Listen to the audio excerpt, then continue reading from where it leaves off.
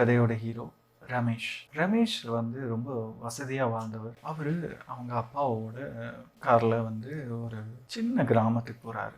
எதுக்குன்னா அந்த தர மக்கள் வந்து எப்படி வாழ்கிறாங்க அப்படிங்கிறது ரமேஷுக்கு காமிக்கணுங்கிறதுக்காக ரமேஷை கூட்டிகிட்டு அவங்க அப்பா அந்த கிராமத்துக்கு போகிறாங்க. அந்த நாள் முழுசாக வந்து இவங்க தோட்டம் அங்கேயும் இருக்குது, அந்த கிராமத்துலேயும் இருக்குது. ஸோ அங்கே இருக்கிற மக்களை எல்லாம் ரமேஷ் போய் சந்திக்கிறாப்படி அவங்க வாழ்கிற வாழ்க்கையை அவர் பார்க்குறாரு. அப்புறம் நைட் கிளம்பி ரமேஷும் அவங்க அப்பாவும் திரும்ப வராங்க. இப்போ ரமேஷ் வந்து அவங்க காரில் வரும்போது ரமேஷ் அப்பா வந்து கேட்குறாரு, ரமேஷ் நீ பார்த்தியா இன்னைக்கு அவங்க அந்த மக்கள் எப்படி வாழ்கிறாங்க? ரமேஷ் வந்து ஆமாப்பா நான் பார்த்தேன், நம்ம வாழ்கிற வாழ்க்கைக்கும் அவங்க வாழ்கிற வாழ்க்கைக்கும் நிறைய வித்தியாசத்தை பார்த்தேன் அப்படிங்கிற பார்வையில் ரமேஷ் வந்து சொல்கிறாரு. நமக்கு வந்து ஒரு நாய்க்குட்டி இருக்குது, அவங்களுக்கு ஊர் எல்லாமே அவங்களுக்கு இருக்கிறது எல்லாமே அவங்க பெட்ஸ் தான். அவங்க எல்லா நாய் கோழி எல்லாமே வளர்த்துறாங்க. நமக்கு வந்து ஸ்விம்மிங் பூல் நம்ம வீட்டிலேயே இருக்கு, ஆனால் அவங்களுக்கு நதியே ஓடுது அவங்க ஊரில்.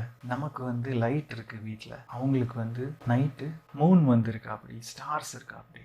நமக்கு வந்து வீட்டில் டிவி இருக்குது, ஆனால் அவங்க ஃபேமிலியோட ஸ்பெண்ட் பண்ணுறாங்க அப்படிங்கிற மாதிரி ரமேஷ் வந்து அவங்க அப்பாட்ட சொல்கிறாப்படி. நம்ம எப்படி வாழ்கிறோங்கிறது காமிச்சு கொடுத்ததுக்கு ரொம்ப நன்றி அப்படிங்கிற மாதிரி அவங்க அப்பாவை தேங்க் பண்ணுறாங்க. இந்த கதையை பற்றி நீங்கள் என்ன நினைக்கிறீங்க? உங்கள் கமெண்ட்டை கமெண்ட் பண்ணுங்கள்.